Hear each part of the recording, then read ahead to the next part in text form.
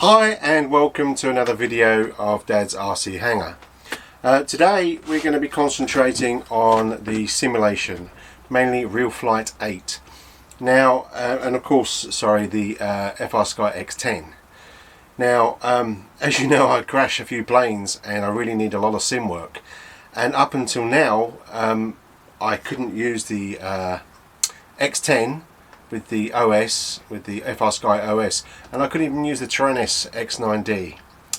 Well, by a lot of searching, a lot of playing around, we've fixed that. So let's get to it and show you.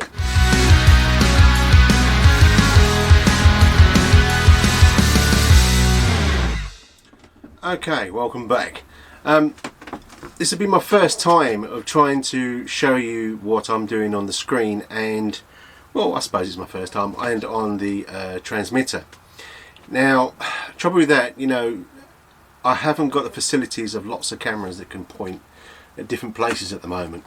Maybe if I get a billion subscribers or whatever, then YouTube might give me some money, a couple of quid or whatever, to buy some cameras. But that's not to say thanks very much to all of you. 53 I'm at now, and I really appreciate it. I actually thought there would be some random person just following me, and that person would probably be my mum.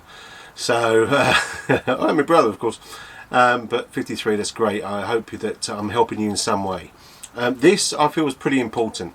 There's not... Well, in fact, I don't think there is a decent video, or maybe I'm searching Google the wrong way. To show how you can set up a Taranis X9D Plus and also Taranis FrSky X10 using the FrSky OS to run Realflight 8. I've been on so many forums even, emails, everything, and you know, no one's got back to me, and it's like, this is absolutely crazy. Now, I did find on the Knife Edge forum, we'll dig out his name later on to give him a shout. I doubt I'll ever see this, but you never know. But he found a way of setting up, it was the Taranis X9D Plus. It's a really weird way, but nevertheless he got it set up. Now that's got set up via the USB, so you know your Taranis is seen as a joystick controller by a PC, and you then configure it in the software. Now with the X10, that's a bit different, because when you go into USB mode, it makes the screen black and you just see a USB icon, I think it is, and you can't do anything. So basically I have got, now this will probably go crazy because it won't like it, so I'll just stagger it out, but I've got an FrSky dongle. This is just a dongle, and it's used like a transmitter. No, receiver, sorry. Receiver. So you bind it, there's a little button on there that you hold and you push in, you put your radio to bind mode, boom, it's done. It's that simple. So then, you know, I haven't tried, this does work with the X9D as well, but I haven't tried that because my main focus was, yes, I can then practice on the sim with my X9D Plus, which is great, but I want the feel of this radio. It's different, you know. I want to move slowly. Yes, you know, it's like driving a car. You'll get into one car, you'll get another car, you'll still be able to drive it after a while of learning. But I just want the feel of this and get used to this. And plus, I seem to have 16, I can use 16 channels on the Realflight, which is great, because then you can use buttons to reset and all sorts of things. So if you wanted to plug it into your TV via an HDMI, have a bigger picture, if you've got a bigger TV than your laptop, then it's the perfect thing. So, you know, I'll put a link for this FrSky dongle. I mean, there's other dongles out there. If you're a Spectrum user, there's a Spectrum dongle, and then I think there's an orange dongle that sort of like suits all, I think. But this one, you know, it's pretty cheap, and you know, I love FrSky, so you know, why not keep to it? So that's literally a must-do anyway. I will try it with the X9D Plus. I mean, if you want me to show you afterwards how to do the X9D Plus, please let me know and I'll make a video. Maybe I'll make a video later on, I don't know, but if you do, then I'll make it. But I will leave the link to the forum, and I will put down what he said to do and what I replicated and got it for the first time actually got my sim working, Realflight 8 that I've had for ages, and I've not used it because it's never worked. It's probably wants its own controller that you can buy with it. So anyway, so I think the best thing to do this is, what I'm going to do is I'm going to take some pictures with my phone of the screens, add them into the movie, and also, in fact I don't know, I've not planned well again. It was planned up here, but you know, because I was going to sort of then take snapshots of here, but obviously it's better if I show you what to do. So maybe I'll just scrap all that I've just said and just bored you to tears and try and zoom in the camera so you can see everything. Now you have to excuse me if it goes a bit weird. If I feel that when in the movie that goes a bit weird, I'll go to plan B, which is take pictures and talk over it and explain what I'm doing. But it's basically pretty easy. Once you've got the setup, which is a bit weird, it's a bit not natural on your transmitters, then it just works fine in Realflight. And you know, I was flying yesterday. I crashed once, but I landed twice, and then it was late by the time I got it all done. So that was the end of the day. But obviously, I want to try and get in a ton of sim time now. Until well, as much as I can, until I feel that I'm ready to say, yeah, I can fly on my own. You know, we've still got hopefully a few sunny days left, a few weekends left. Even if it's in the winter, you get them lovely sunny days, no wind. Yes, it's cold, but who cares?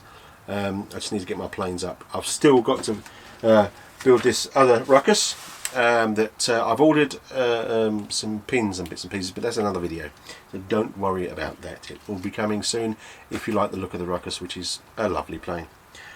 Okay, so let me reposition the camera and see what I can do, and see if we can do that.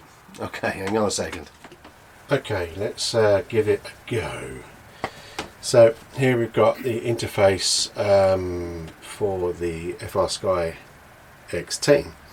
Now if we go to model, the RF system, now if you notice it's like you would use, and this is, remember, going to the FrSky dongle.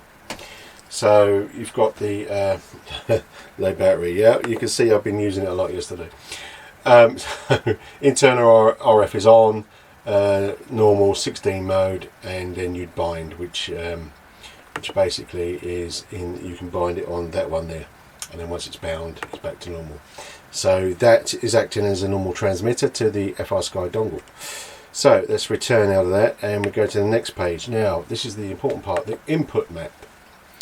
Now so ailerons, elevators, throttle and rudder are all the same. Basically they're all, if you use this before, you know, you just select which one you want. And basically if I wanted that one, that would be J3, but it's not. Sort of ailerons is that one, which is J1, and then enter. We leave everything for FLP, FLP3, FPP and camber. Hold down again. Gear also I left free. Now this one here from AUX1 all the way, and if you press again, all the way to, I think I went, you have to excuse no battery, it's, never mind. All the way to I wanted to auxiliary 10, but I can go up to 16 channels if I want to. So what I've done is basically just done the switches. So from AUX1 is SA, SB, SC, blah blah blah blah. How you would normally use the switch. You know, you select it. You know, what switch do I want to use? I want SD, no I don't want to use SD, I use SA, just by clicking them, and that's done. Simple as that. So that is your input map. Okay, no problem there. Now your output map. Now as you can see, it's not as normal how you would do it. Basically now channel 1 becomes AUX1, which would be our SA button, channel 2 SB button, channel 3 SC button, SD, la la la la, until you get to channel 5. And it's the most important that you do this like this. You can have different buttons for AUX1. You could do, you know, your side switches, you could do whatever you want to do basically. Just make sure you've got battery. So then obviously channel 5 is rudder, channel 6 is throttle, channel 7 is elevator, and channel 8 is ailerons. And we go to the next page, and then suddenly we go from AUX 5 to AUX 8.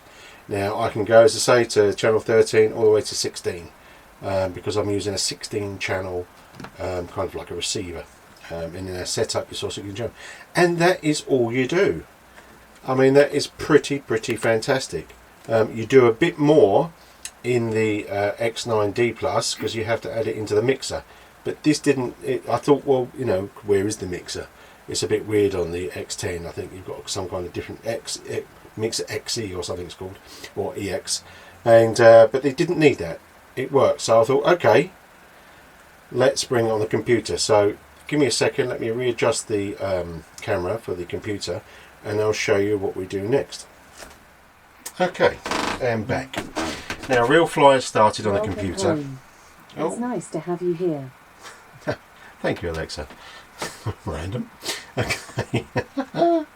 Okay, so Realflight is starting because obviously it knows that my transmitter's on, and the USB dongle is obviously it knows it's going for a controller. Now it's not shown in shot, but on a Realflight menu you've got like simulation, aircraft, environment, I can't see because of my glasses, challenges, gadgets, blah blah blah blah blah. Now what you need to do is go simulation. In fact, you probably see that, but it's not zoomed in, so I'll talk to you. So, you know, if you've got it, just go simulation and then select a controller. Now, if I just zoom into that a bit, if I can, it's not that much. You should be able to see that, actually. Now, the most important thing that you need to do is select Interlink. Select Interlink, and then press Edit. Okay, you should be able to see this, actually. I mean, let's see if I can... Let's get my radio out of the way so I don't drop it on the floor. Let me just bring this into a bit closer and hold your pants because you're moving. There you go. Now, I think that's about as close as I can get it. Let me just straighten it up a bit because that's going to annoy me. Okay. So basically, if I wiggle my now that it's been calibrated already. That's the problem because I haven't made it new, but normally it would go a bit weird. It would only show one side. But let's just, what you do is on the interlink is click these X's, unassign everything. Okay, because the problem I had before when you do it the right way is that then your percentages when you come to calibrate are on 63, not 50. It's really weird. My battery's going to go in my transmitter, I bet. Right, so what I do, so aileron, so basically what I do is assign it. I move my stick from my ailerons and it notices it. Boom, there you go. Wow. Now the first time you do this, it's only because it's recognised. It will go all one way and then halfway, like that. So you go, that's a bit random, but don't worry about that. Elevator. So I use my elevator stick. My throttle. Yep, I'll go for my throttle stick. Boom. Rudder. Do my rudder stick. Boom, done. Now dual rates, I go for SA. It's recognised it. See, it's not going totally up, so you need to calibrate afterwards. Flaps, SB. It's up to you what buttons you use. Smoke, SC, and mode, SD. I mean, it's going a bit weird there. I don't know what that thinks it's doing. Now, the best thing to do is if you go down here and reset. So if you used Realflight or try to use Realflight, you know that the space bar resets the plane once it's crashed. So I use that. I use that as my trainer switch, which I can't remember what S number it is, but it's a trainer switch that's momentary switch. So I can click that. So you can add all these other things if you want to. You know, many switches as you like. And then, you know, and then we can save as, and we'll just call it, you know, dads. Okay, so we'll do that, dads. So saved as dads, because you don't want to save over interlink. Remember that. Okay, so before you do anything, now close that, and now we want to calibrate. So the first, I mean, my sticks will. So I'll put your sticks in the middle, and you can see that it's doing what you're doing. So if I'm moving that about, he says no, it's not doing it now. So something's gone a bit weird. Ah. My battery has run out on my radio. Okay, that's not a problem. It is a problem. It is a problem because I can't remember where I put my charger for it. Let's see if it's got a bit of life left. If not, I'll have to pause the video. Well, yes, I'm going to have to pause the video while you go make a cup of tea. And, well, I suppose it'll be 2 seconds for you. And I need to find where my charger is, give it a bit of life. I do apologise. I just really wanted to get this video out because there's not many videos that show you. In fact, I haven't seen one that does this. So so hang on a second. Okay, back again. Let it to charge for a little bit. Sorry about that. Right, I've moved it in a bit and changed the lighting a bit. So as you can see, before we calibrate, it's asking you, and you can see if I'm moving my sticks about, it's moving about. When you first do it, sometimes the stick will be over here when yours is straight, but that's what calibration's all about. You'll see some switches move, as you can just about see that. They may not be in exact order, but it doesn't matter. So we go to next and calibration. Right, so we do our switches on, off, to make sure they all reach 100. Or what I've done, and I think it does the first 8. So even though you can have more, it only shows the first 8. So if I go down 100, yep, and go there to there, and basically if I move my thing to the middle, it's 50-50, which it is. Is it? Yep, 50-50. 50-50, phone a friend, so I'm just pushing the buttons I shouldn't be pressing. And if I do the ailerons, 50-50, and the elevator. So that, look at that. Now before I'd done this channel, if you do them the normal way, it would end up being at 63%, and my stick would be centre, and I just could not find it anywhere to do it apart from, and I'm just going to just bring it up now on here. Now, as I say, it's the knifeedge.com website. And the guy is called DumbThumbs. That's his username, registered user anyway. So I will put a link. The link is actually to the Taranis X9D Plus. But if you follow this, it works. Now I sort of thought, well, if I can do it with that, could I do it in the X10 that I want to use? Wasn't sure if I could, but I can. Finish. Oh, let's pull back on the stick. So we finished with that. It's called DADS, or it could be called whatever you want to do, and press OK, and that is saved. Now, as I said, my little trainer switch, if I click that, reset. So if I just pull out a bit, maybe if it's a little bit, there you go. Let's go for some flying, and off we go. And I am sim flying. Probably flying as bad as I do in the actual field, but there you go. Should we go for a landing? Okay. Now, this is why I've got to practice. So when I get to the field, it doesn't cost me megabucks. Now, can I land? Oh, fancy! No, rudder. Yeah, we need sim time. Okay, welcome back. There you go. This is why I need sim time. This is why I probably crash my planes. But I think the most important thing is I'm a very, very happy bunny. This joyous little dongle, which is the FrSky dongle, has given me a new lease of life, and so I can actually practice instead of practicing for live and crashing. As I say, if you do want me to make a video, please just leave a comment. Don't have to be loads of words, just say X9D plus, and then I'll know that you want me to make that video.